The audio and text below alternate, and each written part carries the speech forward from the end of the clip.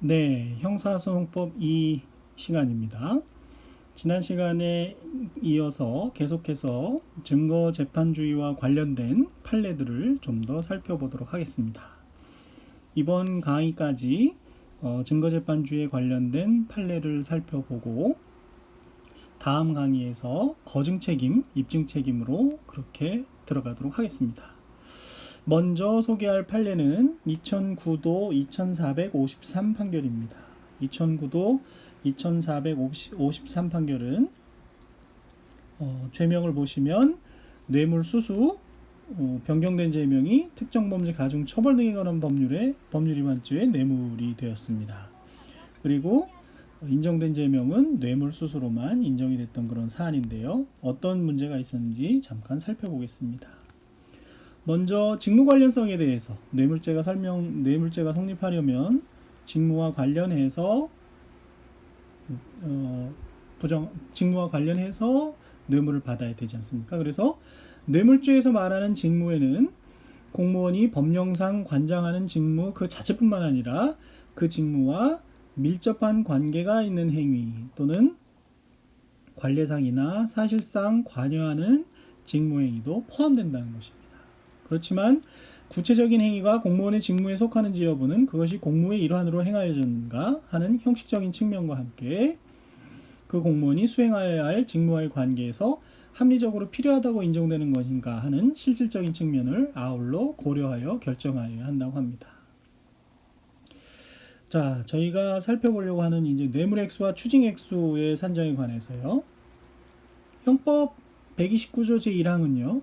공무원이 그 직무에 관하여 뇌물을 수수한 때에는 5년 이하의 징역 또는 10년 이하의 자격정지에 처하도록 규정하고 있고, 특가법 2조 1항은 형법 129조의 뇌물죄에 대하여 그 수뢰액에 따라서 형을 가중하여 처벌하고 있는데, 수뢰액이 3천만 원 이상 5천만 원 미만인 경우에는 5년 이상의 유기징역, 5천만 원 이상 1억 원 미만인 경우에는 7년 이상의 유기징역, 그리고 1억 원 이상인 경우에는 무기 또는 10년 이상의 아주 무거운 형으로 처하도록 규정하고 있습니다. 그리고 형법 134조는 뇌물죄에서 수수한 뇌물은 필요적으로 몰수하고 몰수가 불능한 때에는 그 가액을 추징하도록 규정하고 있습니다. 이와 같이 뇌물죄에서 얼마를 수뢰했느냐, 수뢰액은 그 다과에 따라서 범죄 구성 요건이 되어버리게 되었습니다. 그렇죠? 형법 129조 말고 특가법에서 보면 특히 이 금액에 따라서 수뢰액의 금액에 따라서 적용 법조가 달라지면서 그런 구성 요건이 되므로 엄격한 증명이 대상이 된다는 얘기죠. 네, 뇌물죄에서의 수뢰액은 그 다과에 따라 범죄 구성 요건이 되므로 엄격한 증명이 대상이 되고, 특정 범죄 가중 처벌 등에 관한 법률 소정의 범죄 구성 요건이 되지 않는 단순 뇌물죄의 경우에도 몰수 추징의 대상이 되는 까닭에 역시 증거에 의하여 인정하여야 하고 증거가 있어야 되고, 그 수뢰액을 특정할 수 없는 경우에는 가액을 추징할 수 없게 됩니다. 앞서 본 법리에 의하면 피고인이 수수한 8천만 원의 직무 관련성이 있는 업무에 대한 대가로서의 성질과 직무 관련성이 없는 업무에 대한 사례로서의 성질이 불가분적으로 결합되어 그 구분이 객관적으로 불가능하다면 추징을 아예 하지 않거나, 그렇지 않고 추징을 할 것이라면 직무 관련성이 있는 수뢰액을 특정하여 그에 따라 적용법조 및 추징액을 결정하였어야 함에도 불구하고 원심이 그 판시와 같이 단지 양자의 구분이 어렵다는 이유로 명확한 근거도 없이 비율적 방법으로 직무 관련성이 있는 업무와 대가 관계에 있는 수뢰액을 합산하여 추산하여 추징한 것은 수뢰액의 산정 및 추징에 관한 법률을 오해해서 필요한 심리를 다하지 아니한 것이다. 이로써 판결 결과에 영향을 미쳤다고 할 것이다. 수뢰액을 산정할 수 없다고 해서 형법상의 단순 뇌물수수죄를 의뢰 하면서도 추징액을 2천만 원으로 특정하여 추진하는 것 자체가 얼마인지를 모르는 상황에서 모순된다고 하지 않을 수 없다는 얘기가 되겠습니다.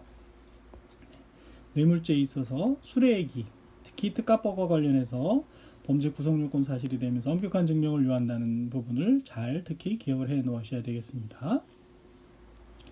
그 다음 2000년에 선고된 99도 1252 판결은 폭력행위 등 처벌에 관한 법률 위반 죄인데요. 교사범위 협박교사가 문제가 되었습니다. 그래서 결과적으로 인정된 죄명이 협박교사가 인정이 되었다고 판시가 되었는데, 원심은 그 사실관계 내용은요, 다소 양이 많아서 쭉 여러분에게 읽어보도록 맡기고요. 법리 부분을 주로 살펴보도록 하겠습니다. 강의에서는요.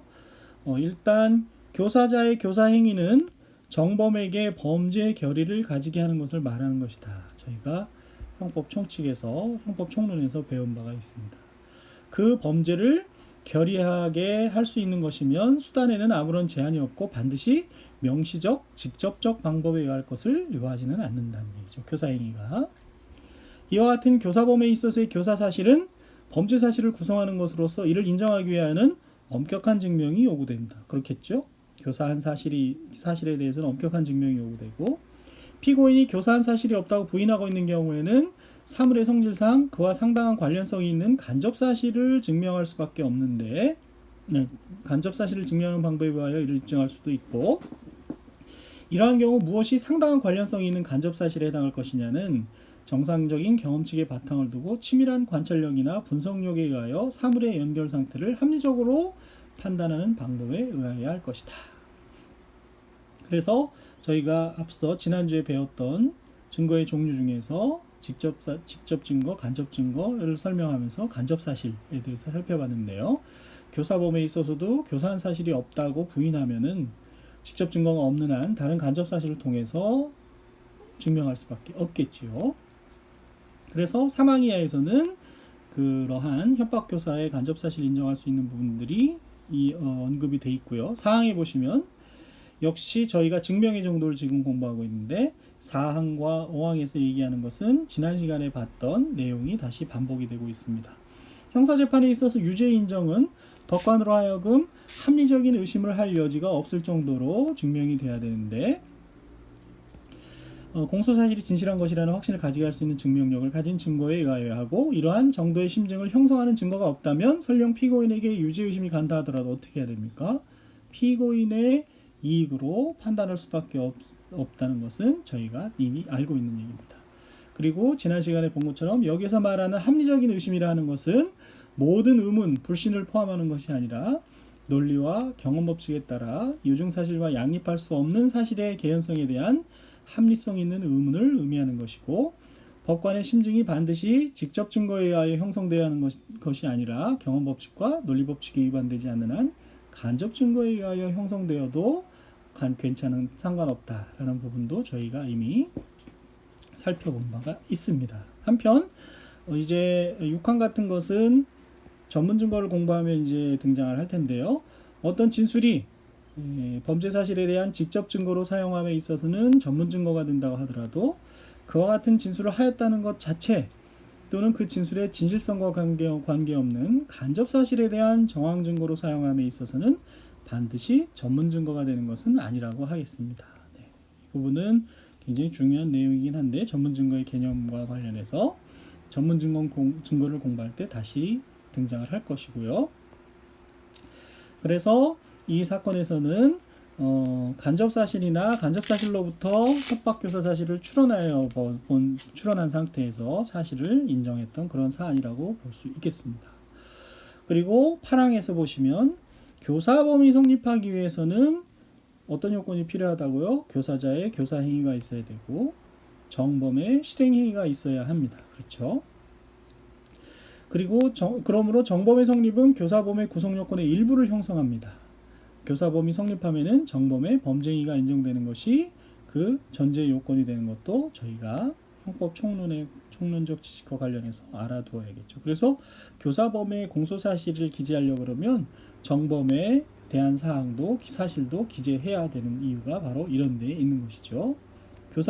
정범의 실행행위 자체가 교사범이 성립하려면 필요하기 때문에 정범의 실행행위에 대해서 공소사실에서 기재해주게 되는 것이죠. 자, 다음 대법원 95도 3034 판결은요, 사기 문서송계로 되어 있는데 저희가 지난주에 배우면서 고의, 목적과 같은 주관적 구성요건 요소를 지금 어떻게 증명할 것이냐. 피고인이 그런 것을 부인할 때 결국은 간접 사실을 통해서 증명할 수밖에 없다고 했는데, 사기죄의 경우에도 편취할 의사가 없었다, 편취의 범위를 부인하는 경우가 실무에서 매우 많습니다. 그런 경우에 과연 이 편취의 범위를 어떻게 증명할 것이냐에 대한 건데요. 자, 1심에서는 원심은 피고인의 수사기관 일의 법정의 진술과 증인의 법정 증언 그리고 진술을 종합해서 유죄로 인정을 했고요. 1심 판결에서 인정한 유죄를 그대로 인정했습니다. 사기죄를 인정을 했는데요. 자, 대법원에서 이제 판시하는 내용을 보면요. 차용금을 편취한 사기죄의 성립 여부는 나중에 돈을 갚았느냐 못 갚았느냐가 문제가 아니고 차용 당시를 기준으로 해서 판단을 해야 된다는 것이죠. 네, 그 부분은 알 수 있고요.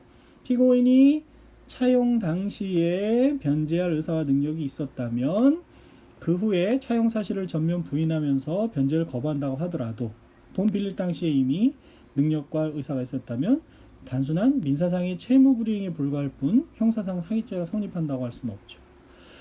그리고 사기죄 주관적 구성 요건인 편취의 범위가 있었느냐 없었느냐는 피고인이 자백하지 않는 한 범행 전후의 피고인의 재력, 그렇죠?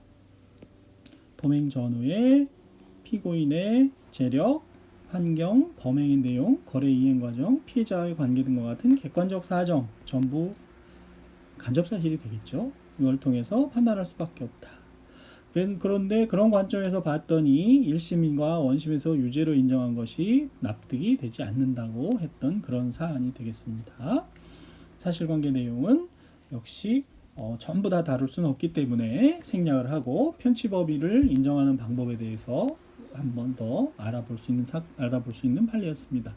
지난주에 공부했던 피해자가 13세 미만인 사실을 알면서 성범죄를 저질렀느냐 아니냐와의 판례와도 관련이 있다고 하겠습니다. 그래서 편취의 범위를 인정하는 것이 그렇게 만만한 내용이 아닙니다. 실무에서도요, 그죠?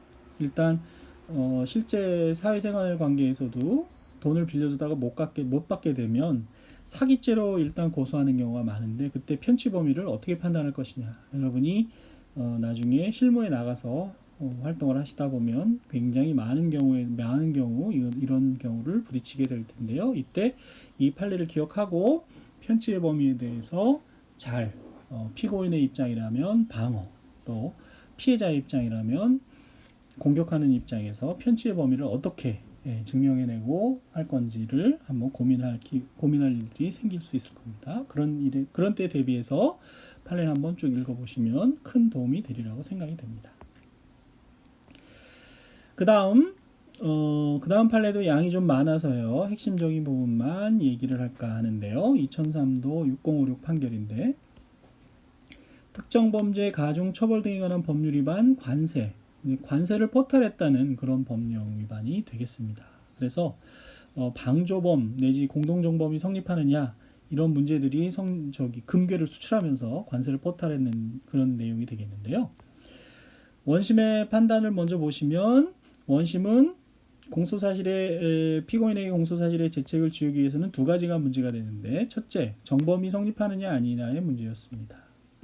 그래서 정범으로서는 피고인에게 공동정범의 주관적, 객관적 요건이 필요한데, 공동정범이 성립하려면요, 주관적 요건으로서 공동가공의 의사, 그 다음에 객관적 요건으로서 기능적 행위지배를 통한 범죄 실행이 있어야 하겠고요. 방조범으로서는 아까 방조범이 성립하려면, 그죠? 교사범이 성립하는 요건에 대해서 봤는데, 방조범도 마찬가지로 정범의 실행을 방조한다는 이른바 방조의 고의와 더불어서 정범의 실행행위가 구성요건에 해당하는 행위가 되어야 행위인 점에 대한 정범의 고의, 그러니까 방조만 하겠다는 고의가 아니라 정범도 성립한다는 그런 고의가 있어야 되는 이중의 고의, 그죠? 그런 이중의 고의가 필요하다는 거죠. 방조로서의 고의, 정범으로서의 고의요.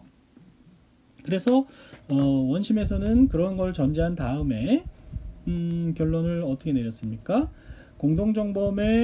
피고인에게 공동정범의 주관적, 객관적 요건인 공동가공의 의사나 기능적 행위지배를 통한 범죄 실행이 있다고 보기 어렵다.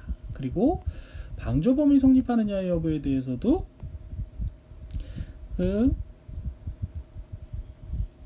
방조범의 고의를 가지고 있었다고 보기 어렵다고 판단해서 결국 무죄를 선고했던 사안입니다. 정범으로서도 성립하기 어렵고 방조범으로도 성립하기 어렵다. 그래서 이 법원의 판단이라는 건 이제 대법원의 판단인데요. 대법원의 법리를 저희가 살펴보면요. 형법 30조의 공동정범은 2인 이상이 공동하여 죄를 범하는 것으로서 공동정범이 성립하기 위하여는 주관적 요건으로서 공동가공의 의사, 객관적 요건으로서 공동의사에 의한 기능적 행위지배를 통한 범죄 실행 사실이 필요하고, 그렇죠? 공동정범의 이론을 다시 한번 복습해야죠. 여기서 공동가공의 의사라는 것은 타인의 범행을 인식하면서도 이를 제지하지 않고 용인하는 것만으로는 부족하고, 공동의 의사로 특정한 범죄 행위를 하기 위하여 일체가 되어 서로 다른 사람의 행위를 이용해서 자기의 의사를 실행에 옮기는 것을 내용하는 것이어야 한다. 공동정범의 고의에 관한 것이죠. 그래서 그런 법리에 비춰서 살펴봤더니 원심이 공동정범의 요건을 갖추지 못했다고 판단한 것은 잘못이 없다, 잘 된 거다, 잘 판단했다는 얘기죠. 그런데 방조범으로도 볼 수 없다고 한 원심의 판단은 대법원이 달리 본다는 얘기입니다. 형법상 그래서 법리를 보시면요, 형법상 방조행위는 6번입니다. 범행을 한다는 정범이 범행을 한다는 점을 알면서 그 실행위를 용이하게 하는 직접 간접의 행위를 말하는 것이죠. 방조범은 정범의 실행을 방조한다는 이른바 방조의 고의와 정범의 행위가 구성요건에 해당하는 행위인 점에 대한 정범의 고의, 즉 이중의 고의가 있어야 됩니다. 방조의 고의와 더불어서 방조의 고의의 줄이 잘 안 쳐지죠. 왜? 방조의 고의와 정범의 고의라는 이중의 고의가 있어야 한다는 것입니다.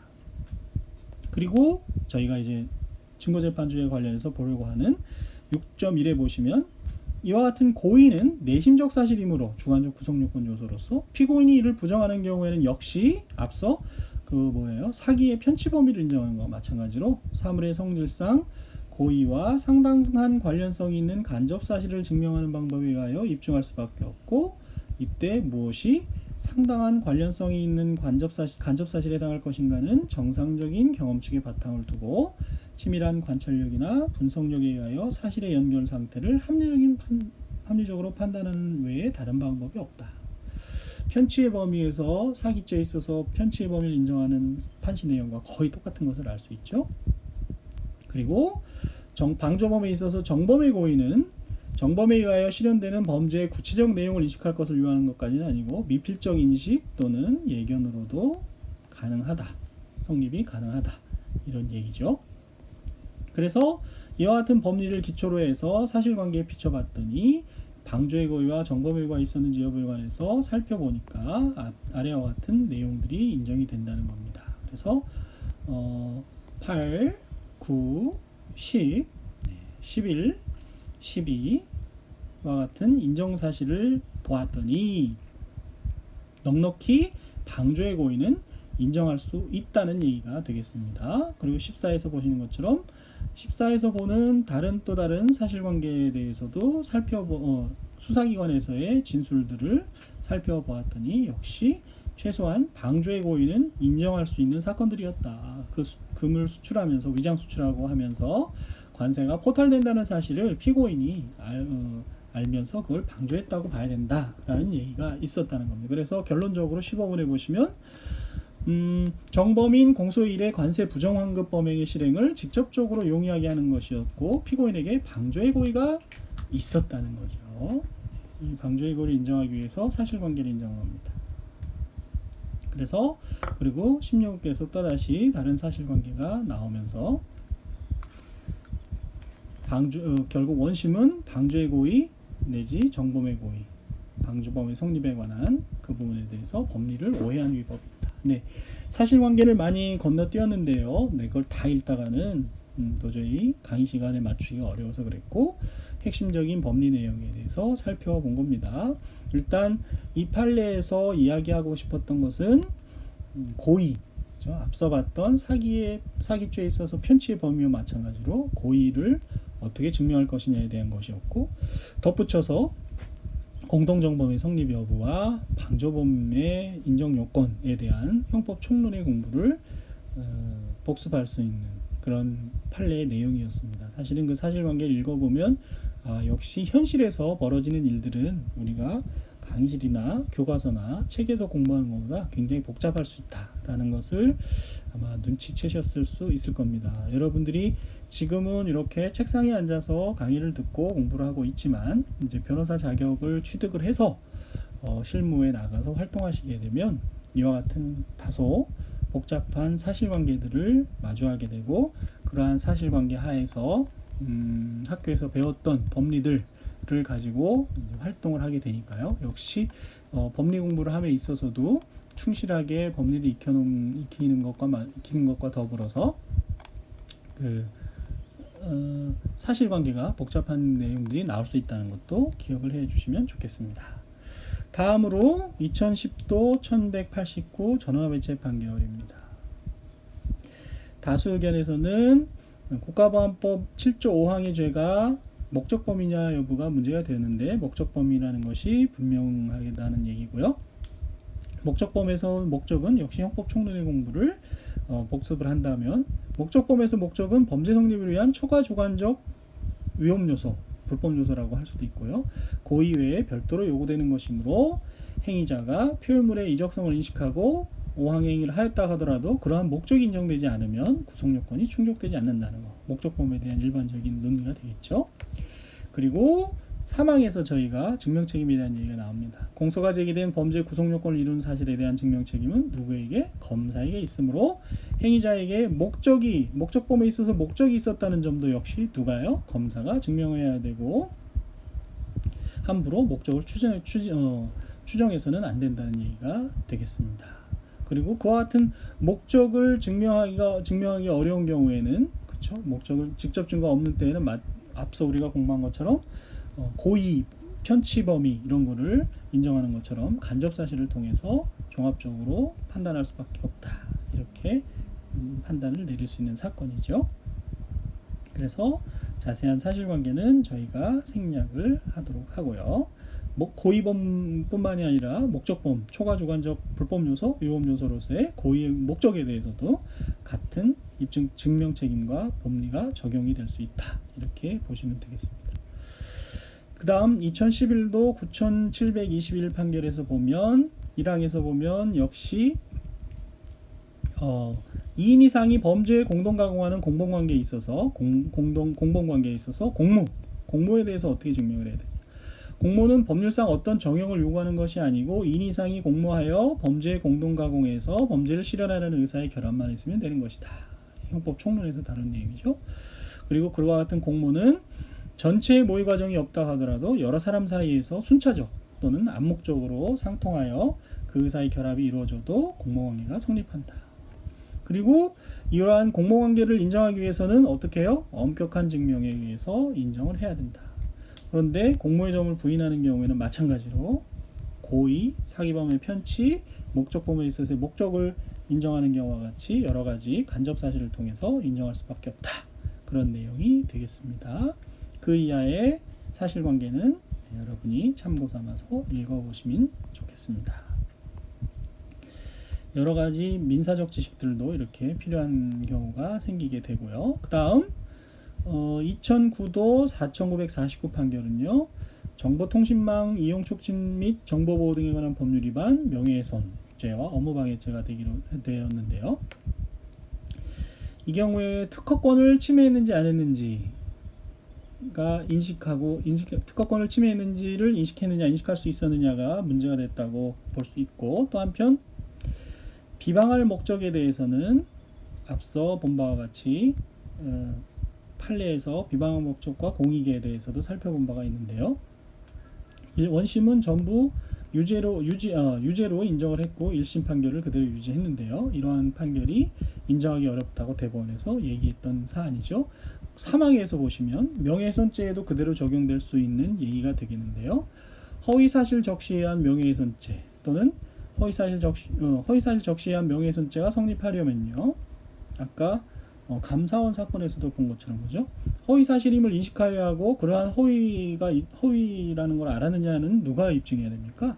결국 검사가 입증을 해야 된다는 얘기고 입증 책임 소재 그와 같은 법리는 마찬가지로 정통망법에 의해서도 마찬가지가 되고 허위사실 유포 기타 위계에 의한 업무방해죄에 해당하는지 여부를 판단함에 있어서도 마찬가지다라는 얘기가 됩니다. 그래서 이 사건은 특허권이 연루되어 있는 그런 사건이라서 소개를 해봤습니다. 그래서 특허법 분야가 지적재산권법 분야가 관련되어 있는 사실관계의 내용들이었다. 그 중에서 여기서는 저희가 증명의 정도나 증명의 책임 부분에서 그런 관점에서 봐주시면 되겠습니다. 한편 2008도 5531 판결은요. 도로교통법상에서 실시된 음주 측정 결과에 대해서 문제가 있었던 경우입니다. 한번 볼까요? 도로교통법 44조 2항의 규정에 의하여 실시한 음주 측정 결과는 그 결과에 따라서 운전면허가 취소되거나 정지되는 등 불이익한 처분을 내리는 근거가 될 수 있고 또 향후 수사와 재판에 있어서 중요한 증거로 사용될 수 있기 때문에 음주 측정을 함에 있어서는 음주 측정 기계나 운전자의 구강 내에 남아있는 잔류 알코올로 인하여 잘못된 결과가 나오지 않도록 미리 필요한 조치를 취하는 등 측정 결과의 정확성과 객관성이 담보될 수 있는 공정한 방법과 절차에 따라 이루어져야 하고 만약 그런 방법과 절차에 따라 의하여 얻어진 것이 아니라면 쉽게 유죄의 증거로 삼아서는 안 된다는 얘기죠. 한편 범죄 구성요건 사실의 전부를 알아내기 위해 과학공식 등의 경험법칙을 이용하는 경우 이런 경우에도 어떻게 증거법이 적용이 되느냐 예를 들면 밑에 나오는 것처럼 위드마크 공식을 얘기하는 겁니다. 이 부분이 그래서 그 경험법칙 과학공식 등의 경험법칙 적용의 전제가 되는 개별적이고 구체적인 사실에 대하여는 역시 엄격한 증명을 요한다. 이 부분을 설명하기 위해서 경험법칙의 전제가 되는 그 사실에 대해서 엄격한 증명을 요한다. 공소사실 인정하기 위한 그런 사실들에 대해서 엄격한 증명을 요하는 사실을 인정하기 위한 경험법칙의 전제 사실들은 역시 엄격한 증명을 요한다는 그런 내용이 되겠습니다. 그래서 위드마크 공식의 경우로 이제 구체적으로 얘기를 하면 그 적용을 위한 자료로 섭취한 알코올 양이 얼마인지, 음주 시각이 언제였는지, 음주한 사람의 체중 등이 필요한데 그 공식을 산출하려면 그런 사실들은 전부 엄격한 증명에 따라서 알코올 양, 음주 시각, 체중 같은 것이 증명이 돼야 된다는 그런 내용이 되겠죠. 그리고 그 내용 위드마크 공식에 대한 설명도 아랫부분에 나오고 그 이하는 사실관계에 대한 부분이었습니다. 왜 그런 위드마크 공식의 적용 여부가 문제되었는지 여러분이 한번 보시면 좋겠습니다. 실제 사건에서도 이런 경우가 발생할 수 있지요. 네. 그 정도로 이 판례는 소개를 마치고요. 역시 시간이 많이 되었기 때문에 일단 여기서 강의를 이번 시간의 강의는 마쳐야겠네요. 다음 강의에서 계속해서 원래는 다 이번 강의에서 판례 공부를 마치려고 했는데 시간 관계상 녹화의 편의와 시간 관계상 여기서 마치고 나머지 판례들에 대해서는 다음 시간에 간단하게 또 설명을 하고 거증 책임으로 넘어가도록 하겠습니다. 여러분 그 여러 판례를 이렇게 살펴보면서 증거재판주의, 엄격한 증명의 대상이라든지 증명의 정도, 실제 뇌물 사건이나 횡령 사건, 음주운전 사건 이런 데서는 저희가 간단하게 봤던 그런 문제들보다 다소 복잡한 사실관계들이 문제될 수 있다는 것을 다시 인식해주면 좋겠습니다. 다음 시간에 2010도 14,487 판결부터 다시 살펴보겠습니다. 여러분 수고하셨습니다.